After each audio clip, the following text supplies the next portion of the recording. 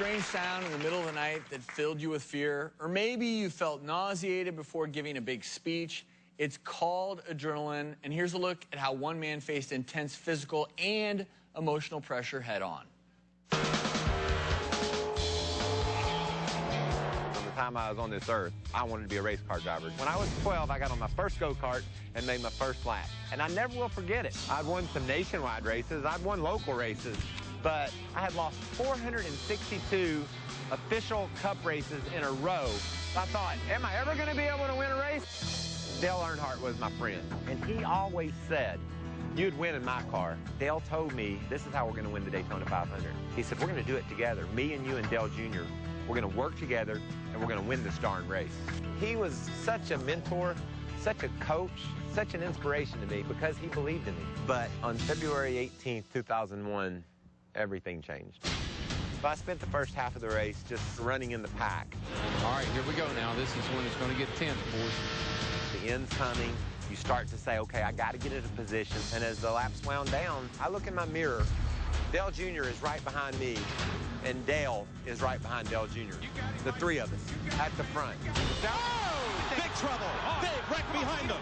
My team radioed me and said, there's a crash behind you. I didn't know who was in the crash. You got it. You got it. Michael Waltrip wins.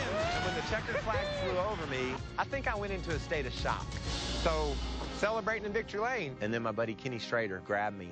He said, Dale's hurt. It's not good. I just want you to know. My wife, she looked at me and she was crying. And she said, I looked at her and I said, he's going to be okay, right? And she said, no, he's dead. After Dale died, I didn't deal with it at all. I was just going through the motions. The toughest thing that I had to deal with was what other people thought. Did they think that was my fault? It was so difficult to keep my head up and to keep going forward. I thought it was the greatest moment of my whole life. It'll go down in history as the worst Daytona 500, and my name's on the trophy. Well, here to tell us how he was able to move past that fateful day, please welcome two-time Daytona 500 winner, NASCAR star, Michael Waltrip. Thanks so much for being here. And how did that day change everything for you? Well, it broke my heart. Those 462 losses were nothing compared to the loss that I experienced that day. He was my friend. He was the reason why I was able to win that race. And I just kept waiting for him to come to victory lane and give me a big hug and say, that's what I'm talking about. And it never came. And how did you get past that? How did you, move forward? Well, I didn't very well. But then I used Dale. He wasn't with us anymore, but I used him as my inspiration. I'm like, he would be pretty mad at me for not getting in that car with winning on my mind. And I woke up one day and I told my wife, I said, I haven't been doing a very good job dealing with what happened. And I don't know that I'll ever be able to personally deal with it the way I need to, but I'm going to start racing again. I'm going to go to Daytona, and I'm going to get some revenge. And when I woke up that morning and told her that, a big smile came on her face because she liked hearing that. She knew that, that I was troubled by that day's events, and she was glad at least part of me was going to come back. Obviously, I lost a lot of races, but every day I showed up thinking I was going to finally win. And that's proven by the fact that I won in 01. I didn't go to Daytona in 2001 thinking I might get hurt. I didn't go there thinking I might lose. I went there to win. And Michael tells his whole story in a new book. It's called In the Blink of an Eye, Dale, Daytona, and the Day That Changed Everything. And one of the things that you do every single day that you go to work is you have to deal with adrenaline and how to channel fear into a positive. And we were actually very privileged because Michael invited Dr. Sears out and actually took him on the ride of his life. I'm at Charlotte Motor Speedway, better known as the place to see the race.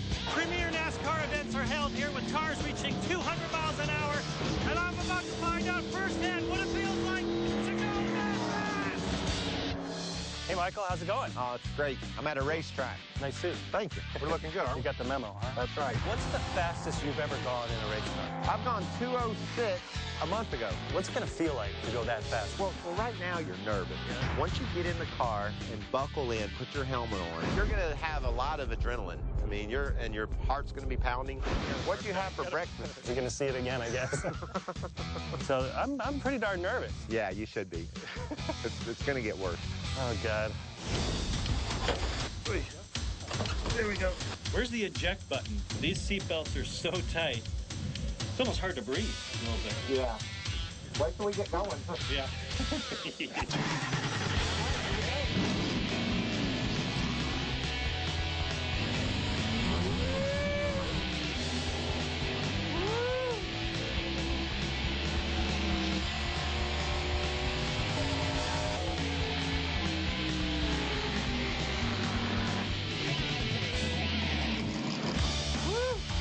That was crazy. Great job. Yeah. He kept going faster and faster and faster. And it was loud, and he got that close to the outside wall, and I'm looking at it going, whoa. It was nuts. I mean, my heart is just... Don't try this at home. Man, Good stuff. that was so cool. This guy's an animal. He tried to scare me, but, you know, I always thought, you know, maybe someday I'd try to be a race car driver. After doing that, the forces in that car and my muscles were so sore after just 5 laps, there's no way I could ever do what you do. And he was screaming like a girl. And you know what? I love it because you're like, Michael tried to scare me. I have some footage right here that shows he succeeded. Michael did a good job. Let's bring up some little footage of your face. This is Jim on the track for the record. And let's just roll Jim here. And I'll let you know, that'll cause wrinkles. Yeah. If you keep doing it. Okay. Keep doing that. All right, better stop doing that. I want to relay what was going through Jim's brain to everyone out there who's ever felt fear, because you have to deal with fear. And how do you deal with fear? Well, mind and body are so very connected. We often talk about the mind-body connection in the show, but probably never more so than when you're talking about fear. Because when that mind senses fear and senses this fight or flight phenomena, what happens is your brain actually sends a signal all the way down to your adrenal glands. These sit on top of your kidney. These are the glands that release adrenaline. That's why, I'll guarantee you, your heart started beating a little faster. Would you say? Oh, yeah. and you know, one of the big things is when your heart starts beating faster, you start to feel those nerves. One of two things can happen. It can help you focus so that you make that turn, so that you don't lose focus. But there is something else that happens, and this is what I want to talk about, where the brain is further connected with the body. So the hypothalamus and the pituitary gland will then, if you stay stressed over time, like if you were still stressed every single time you got in the car, it actually then to these adrenal glands to release something called cortisol. Well, here's the problem with cortisol. Cortisol is that chronic stress hormone. That's the one that over time can lead to a lot of major health problems and actually decreases performance. And when you get to the end of a race, every now and then Jim's pulling into the pit stop, and you may not see it in his face, but Jim later admitted to me right here, there's a little something going on down here in your belly. It's called my breakfast. Breakfast trying to come back up. And you may have been nauseated, number one, because you were so nervous. But the other reality, when you're racing cars that quickly, or you've been on a boat, sometimes what happens is actually your inner ear, which senses your body in motion and time, does not connect with what your eye is seeing. So your eye doesn't feel like you're going as fast as your ear senses. When those are out of whack, you get motion sickness, you can feel nauseated. And I'm assuming this is another thing that you have to overcome over time in racing. Well, I've always been the dude behind the wheel, so I'm comfortable in my environment. I love doing that. Right. Now, riding with someone like he volunteered to do might be a different story. So He not only screamed like a girl, he hit a lot. He's like, hey, hey, stop. Slow down. So what you can do at home, if you ever are privileged to get in the race car with Michael, or you're on a boat or in a car, is focus your vision on a distant object. That will help decrease that motion sickness. Michael, thank you so much for coming today. I appreciate being on. Thank you. And the entire audience is going away with Michael's book, In the Blink of an Eye, Dale, Daytona, and the Day That Changed Everything. So enjoy that book. Thanks again. And You know what? Thanks for taking care of Dr. Sears out there. That's the coolest thing, man. Coming up, the best ways to stop smoking and more tips to start sleeping.